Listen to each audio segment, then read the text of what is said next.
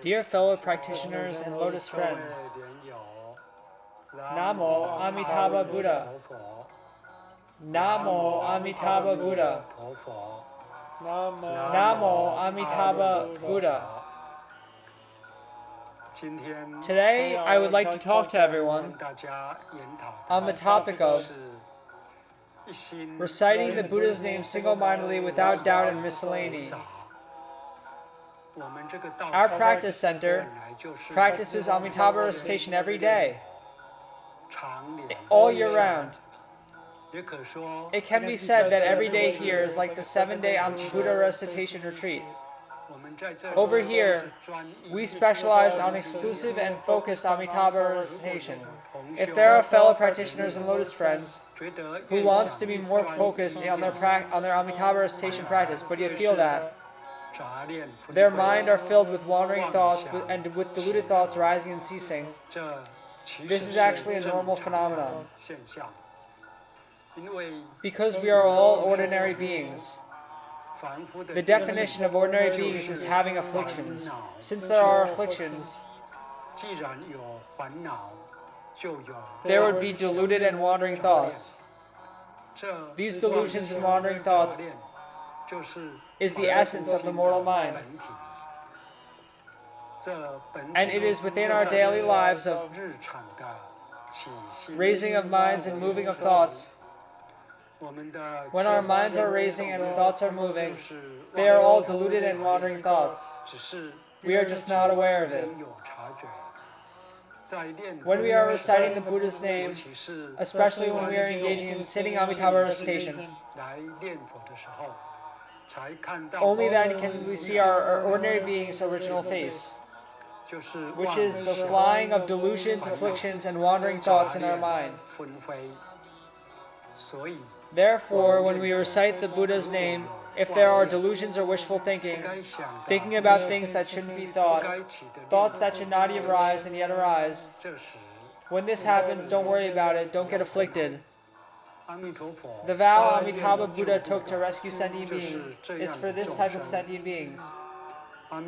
The beings that Amitabha wants to rescue is not that once the Buddha's name has been recited, the minds are able to be pure with no afflictions.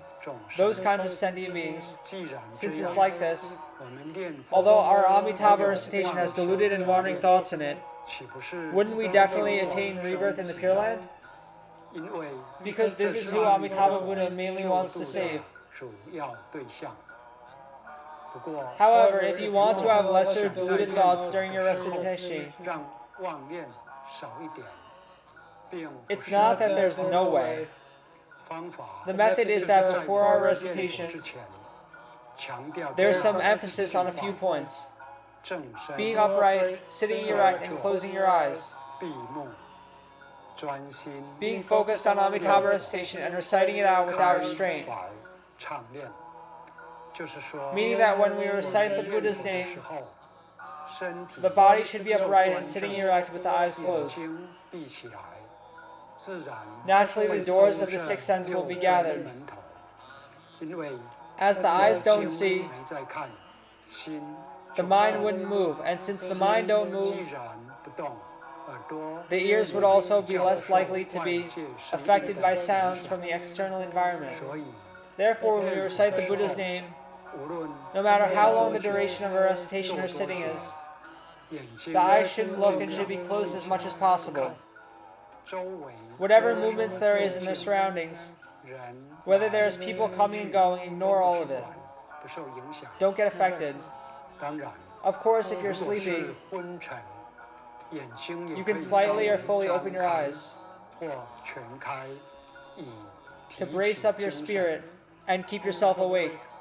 If you want to be more focused and absorbed, you can use the method of 10 recitation with counting, which is when you're reciting the Buddha's name, you are clear in knowing the number of repetitions you have recited. When you're reciting the first repetition, you're aware that it's the first. When reciting the second repetition, you're aware that it's the second. Until the 10th repetition. Every word in the repetition of Amitabha recitation are clear. On one side, the mind is reciting the Buddha's name, and on the other, it is counting the number of recitations. That way, the mind will not think of other matters. Neither will it let other matters enter the mind and cause disruptions. However, using this method doesn't mean that all the wandering thoughts will be eradicated. They will still exist. It's just that it will be more subtle. It will not be that coarse. If the wandering thoughts are coarse, the 10 recitation with counting wouldn't be that clear. Does everyone understand this? We will try this out. I'll start reciting first. Everyone quietly listen to my recitations. I will recite a little faster than normal. Namo Ami Tofo. Namo Ami Tofo. Namo Ami Tofo. Namo Ami Tofo. Namo Ami Tofo. Namo Ami Tofo. Namo Ami Tofo.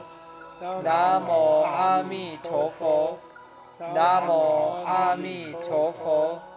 Namo Ami Tofo.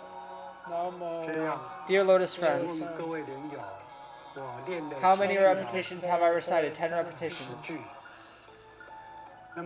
When I'm reciting, should everyone count using your fingers or using your mind to count 1, 2, 3, 4? There's no need to count 1, 2, 3, 4, as we are reciting one repetition after another. Therefore, you only need to know the number of repetitions you have recited, and not use fingers to count. Neither is it counting 1, 2, 3, 4, not like that. Just knowing what number would be good enough. Reciting until the 10th repetition, then restart from 1 again. Repeating the cycle. 10 repetitions after 10 repetitions, like this. Of course, this is a method that would allow yourself to be more absorbed and concentrated. If our minds during Amitabha recitation is already very still, then there's no need to count.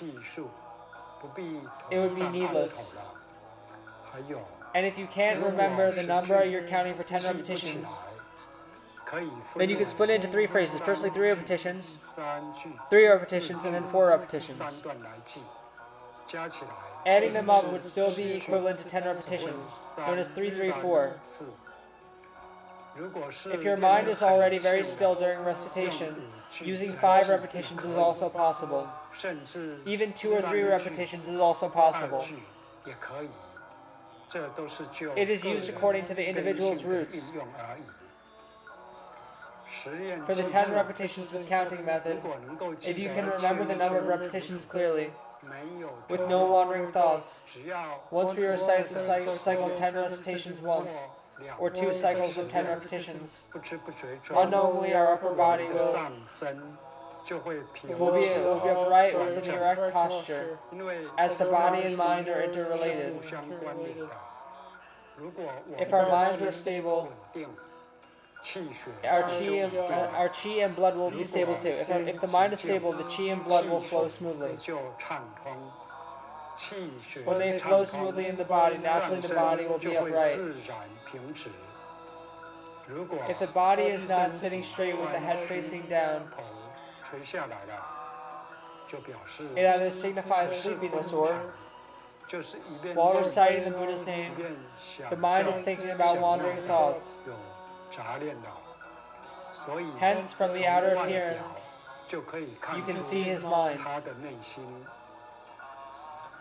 When sitting, if you can cross your legs, then do it as much as possible.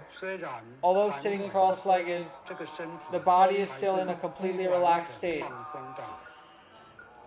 Sitting erect and in stillness. Understanding and using these 2 main points would be sufficient, which are relaxation and stillness. Relaxing and letting go of the body and not getting attached. Not grasping, this is called relaxation. Being completely relaxed and sitting upright properly. Don't bother and worry about this body. Put your thoughts entirely on the Buddha's name. One repetition after another. The mind will naturally quieten down. Our body originally has such chi activity. When the mind is relaxed and still, it will follow the natural path and flow. If our body has any sort of illness, when the chi and blood can't circulate and flow properly, there will be a feeling of numbness. But it will ultimately pass. Once it's able to flow, the numb feeling will diminish, and so will the illness. Therefore, when we are over here reciting the Buddha's name, use the method of sitting cross-legged as much as possible. Sit erect and well once you're in a cross-legged position. The body will then relax. The mind should be focused on the Buddha's name. Unknowingly, the body will be very upright, and there will be lesser wandering thoughts. Without wandering thoughts, the body will also be more upright. They affect each other mutually. I hope that when we're reciting the Buddha's name, we will use this method to recite as much as possible. I will talk briefly until here today. Thank you, everyone. Namo Amitabha Buddha.